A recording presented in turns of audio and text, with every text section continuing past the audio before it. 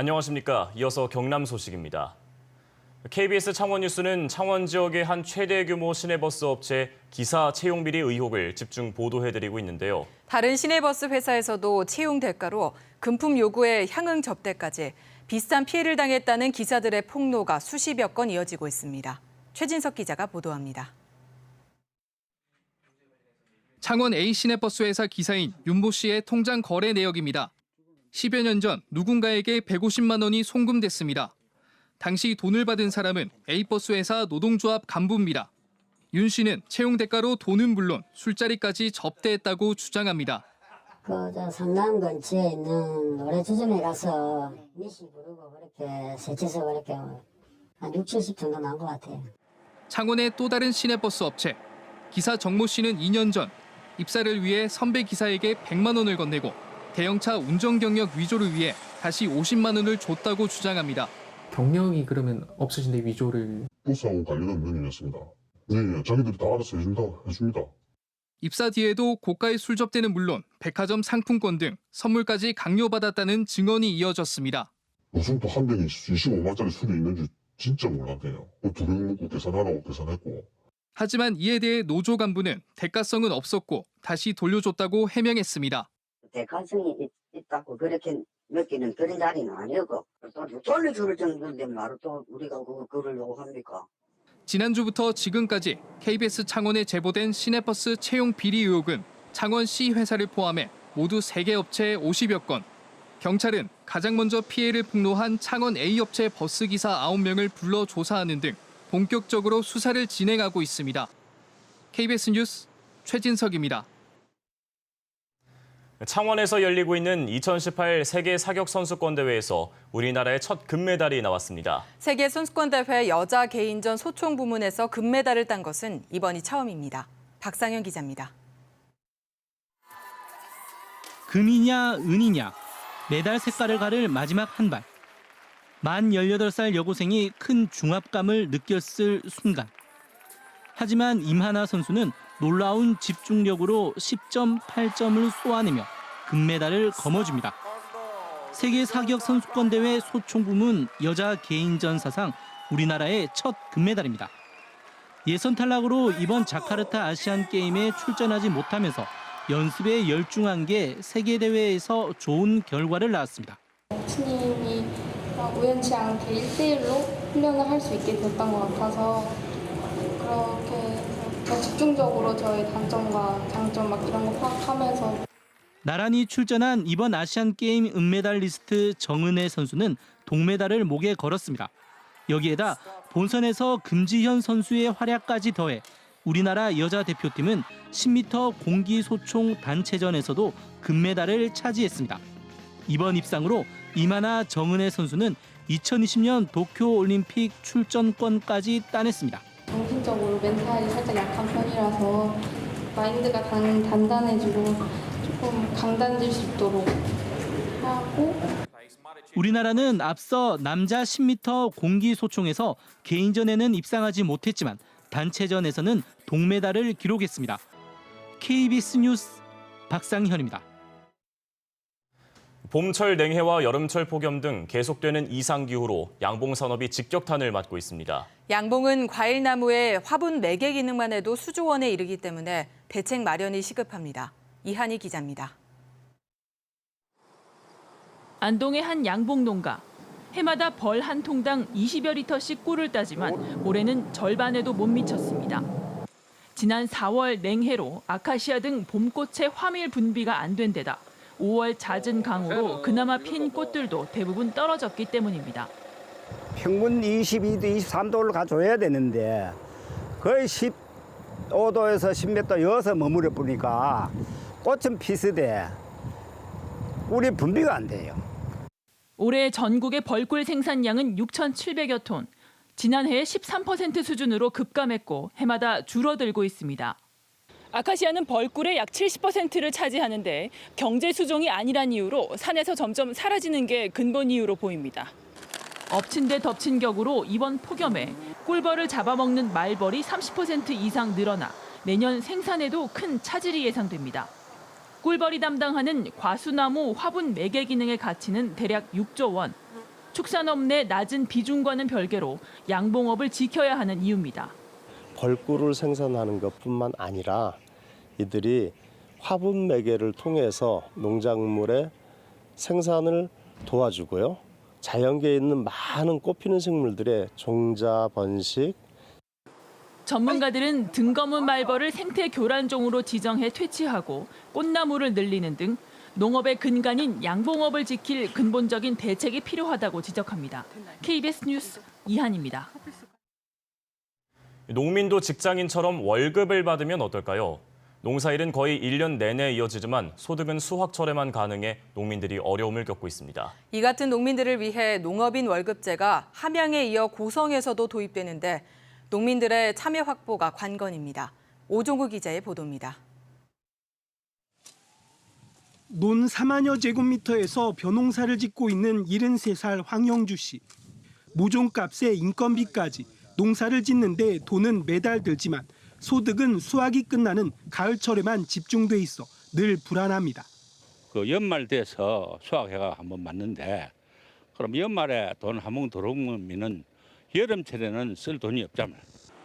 농민들도 도시의 직장인처럼 안정적인 소득을 보장받을 수 있도록 마련된 것이 농업인 월급제입니다. 월 급여액은 재배 면적 등에 따라 35만 원에서 최대 140만 원까지. 농협이 가을철 농작물 수매 대금을 6개월로 나눠 농민들에게 월급으로 미리 주고 나중에 원금만 갚도록 하는 방식입니다. 이자는 지자체와 농협이 나눠 부담합니다. 경남에서는 올해 함양군이 처음 시작한 데 이어 고성군도 내년부터 농업인 월급제를 시행할 계획입니다. 농작물 수매 대금의 70% 범위에서 내년 4월부터 9월까지 선분할 지급하고 농협에서 자체 수매 후 원금을 상환하는 방식입니다. 하지만 농민들의 참여가 관건입니다. 함양군의 현재 농업인 월급제 참여 농민은 27명에 불과합니다. 또 지급액과 지급기간 확대 등 농가소득 안정에 실질적인 기여를 하도록 해야 농업인 월급제가 제대로 정착할 수 있다는 지적도 있습니다. KBS 뉴스 오종우입니다. 민선 7기 진주시가 시민과의 소통을 강조하고 나섰지만 진주시 홈페이지는 아직도 시장의 공약이나 일정, 로드맵 같은 기본 정보도 제공하고 있지 않습니다. 당장이라도 수정하고 공개해야 할 내용들은 2개월이 넘도록 놔둔 채 홈페이지 개편에는 추경 예산 6억 7천만 원을 편성했습니다. 최세진 기자가 보도합니다. 홈페이지는 자치단체의 기본 정보를 비롯해 단체장의 주요 공약사항 등을 시민들에게 일목요연하게 제공하는 온라인상의 참여와 소통의 공간입니다. 창원시와 진주시의 홈페이지를 각각 비교해봤습니다. 먼저 창원시, 소통시장실이라는 제목을 단 창원시장 소개, 시장의 일정이 그대로 공개됩니다. 기자회견문과 연설문, 언론사와 했던 주요 인터뷰와 맥락을 전부 공개합니다. 민선 7기 공약은 물론 담당 부서, 연차별 로드맵까지 한눈에 볼 수 있습니다. 반면 진주시의 열린 시장실, 시장의 일정이나 공약은 찾아볼 수 없습니다. 시민을 위한 뉴스에는 진주시 홈페이지에 보도 해명 자료가 중복으로 게재돼 있습니다. 시장 연설문은 2개월 전에 올린 취임사 1개가 전부입니다. 창원시가 부서별 업무 추진비를 한눈에 공개하는 데 비해 진주시는 시장 업무 추진비와 일부 부서만 공개하고 있습니다. 다른 자치단체와 비교해 내실이 부족하다는 비판 속에 진주시는 뒤늦게 공약 등을 채워 넣겠다고 밝혔습니다. 열린 시장실 부분에 대해서는 좀 우선적으로 개편을 하려고 그런 부분 때문에 준비를 하고 있습니다. 그거는 그러니까 이거 용역 주기 전에 좀 조금만 손보면 될 수 있는. 조금만 손보는 식으로 해가지고 지금 준비를 하고 있습니다. 진주시는 2차 추경에 홈페이지 개편 예산 6억 7천만 원을 편성해 놓고 있지만 보기 좋은 홈페이지보다는 시민을 위한 정보 공개에 더 집중할 필요가 있어 보입니다. KBS 뉴스 최세진입니다.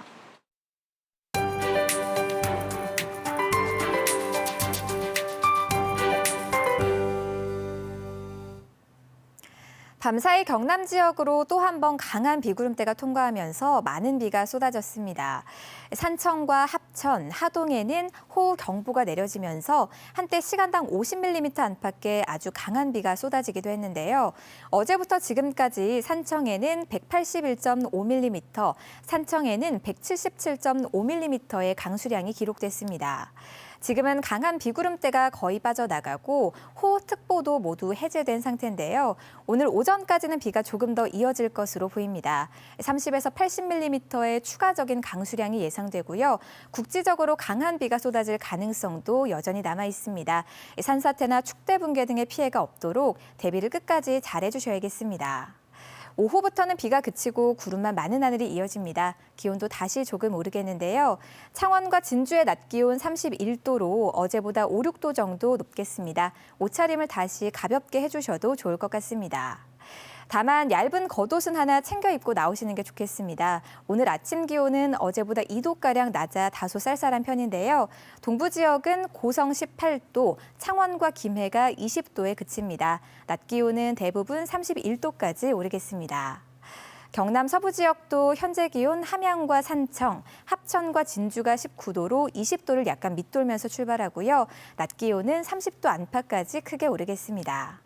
오늘 해상에는 먼바다를 중심으로 바람이 강하게 불면서 물결이 최고 3m까지 거세게 일겠습니다.